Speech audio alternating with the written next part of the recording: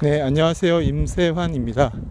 저는 퇴근하면서 이렇게 좀 걸으면서 책의 서문을 보고 있습니다.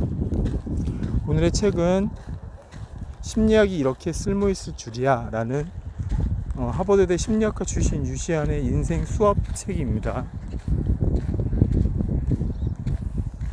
8살 때 나는 부모님을 따라 미국으로 이민을 갔다. 당시 나는 영어라고는 단 한마디도 하지 못했고 학교에서도 따로 ESL, 즉 영어가 모국어가 아닌 학생들을 위해 개설한 프로그램을 제공하지 않았다. 첫 등교를 앞두고 아버지는 누가 질문을 했는데 못 알아먹겠거든 써먹으라며 급한 대로 I don't know 라는 영어를 가르쳐 주었다.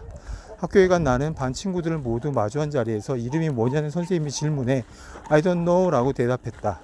그날 이후 학교에서 나의 이름은 I don't know가 되어버렸다. 미국 생활 초반에는 정말이지 하루가 1년 같았다. 부모님이 모두 출근했기에 방과 후 집에 돌아오면 나처럼 영어를 할 줄 모르는 할머니와 내 컴퓨터가 나를 맞아주었다. 그 컴퓨터로 말하자면 내가 집 근처 오락실을 매일 들락거리며 한참을 모은 경품권을 교환해 받은 상품이었다. 중간에 과자나 장난감으로 교환하고 싶은 걸 꾹 참아가며 끝내 컴퓨터를 손에 넣었지만 컴퓨터라고 해봤자 메모리가 고작 40K, 저장 기능이 없어 전원을 끄면 그냥 리셋되어 버리는 1세대 컴퓨터였다. 게임도 없었다. 그저 랜덤 부록으로 받은 베이직 프로그래밍 언어라는 안내서가 있었을 뿐이다. 그러나 컴퓨터는 외롭고 낯선 타양에서의 유년 시절을 함께해준 좋은 친구였다. 나는 코딩을 놀이로 삼아 매일 이런저런 기능을 연구했고 덕분에 if, then 같은 기본적인 프로그래밍 언어는 내가 가장 자주 사용하는 영어 단어가 되었다. 매일 컴퓨터를 종료하기 전 하나의 의식처럼 짜놓은 코드를 베껴 적었고 다음날 다시 컴퓨터에 입력하기를 반복했다. 지금 생각해보면 당시에 그 뚝심이 정말 대단했지 싶다. 어쨌든 외로웠던 이 8살 소녀는 메모리가 40K 밖에 되지 않은 그 컴퓨터를 가지고 훗날 AI형 아날로그 대화 프로그램을 짜 뉴욕시가 주최한 과학 경진대회에서 3등상을 받았다. 그 후로 많은 시간이 흘렀지만 나는 여전히 컴퓨터 신기술에 관심이 많다. 그리고 지금까지도 내가 가장 하기 싫은 말이자 가장 듣기 싫은 말은 바로 I don't know다. 돌이켜보면 나의 유년 시절은 일종의 훈련 기간이었다. 외로움을 직시하고 나에게 집중하는 훈련을 갈고 닦는 훈련. 게다가 코딩은 냉정함을 기르는데 확실히 큰 도움을 주었다. 처음 프로그램을 실행하면 예상치 못한 오류나 버그로 다운되는 일이 비일비재했는데 이때 화를 내거나 괴로워한다고 해서 문제가 해결되지는 않음을 깨달았기 때문이다. 오류가 나면 그저 오류 코드를 토대로 침착하게 문제가 되는 부분을 찾고 이를 수정해 다시 실행하면 될 일이었다.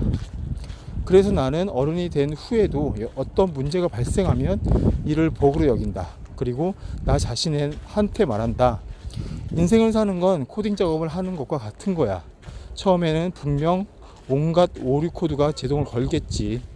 하지만 인내심을 갖고 버그를 해결해 나간다면 문제될 일은 없어. 훗날 나는 전 세계 각지의 천재, 기재, 귀재들이 모인다는 하버드 대학교에 입학했다. 미국의 건국 역사보다 더 오랜 역사를 지닌 이 학교에서 나는 전통 사상과 선진 사상에 부딪혀 새로운 가능성을 만들어내는 모습을 매일 목격했다. 그곳은 그야말로 끝없는 지식의 낙원이었다.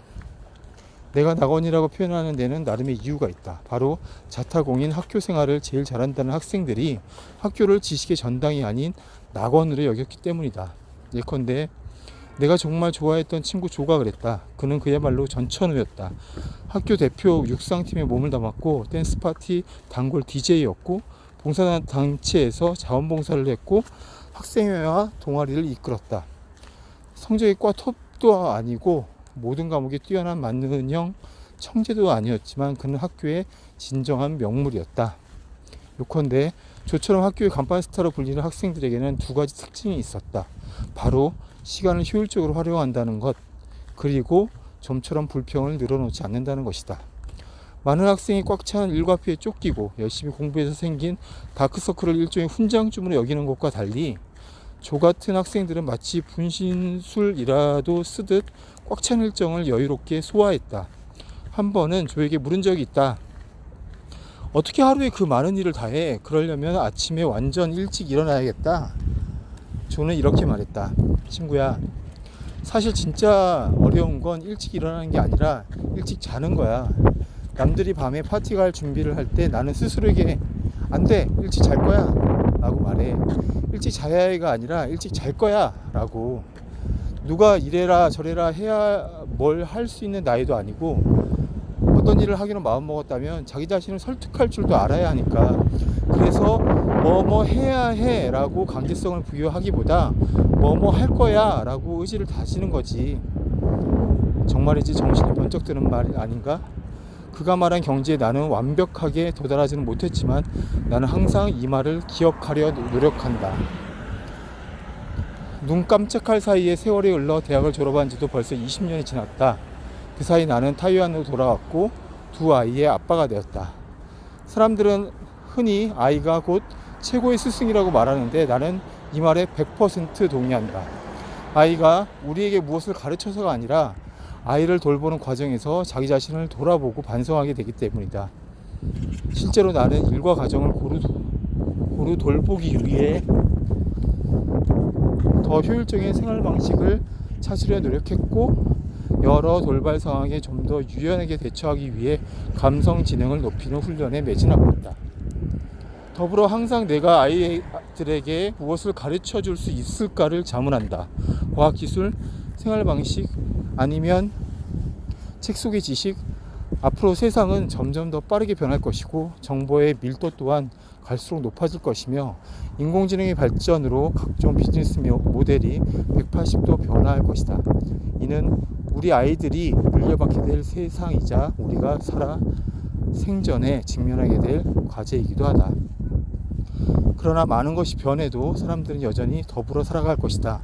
각자의 욕망과 감정에 충실하며 때로는 이성과 감성 사이에서 고민도 하고 실수도 저지르며 평생 꿈과 삶의 의미를 찾아 헤매면서 말이다.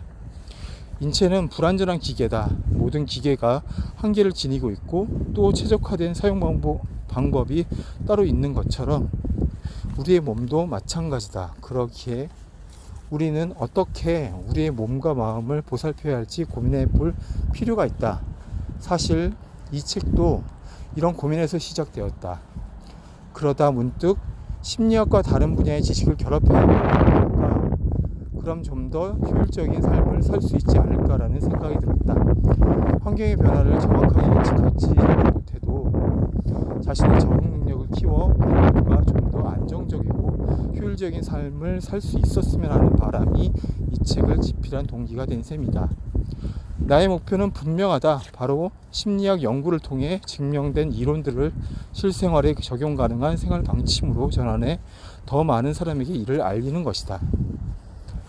8살의 나는 인내와 문제를 해결하는 법을 배웠고 18살의 조는 내게 주도권은 언제나 자신의 손에 쥐어져 있다는 사실을 일깨워 주었으며 38살의 나는 아이로부터 변화를 두려워하지 말아야 한다는 사실을 배웠다.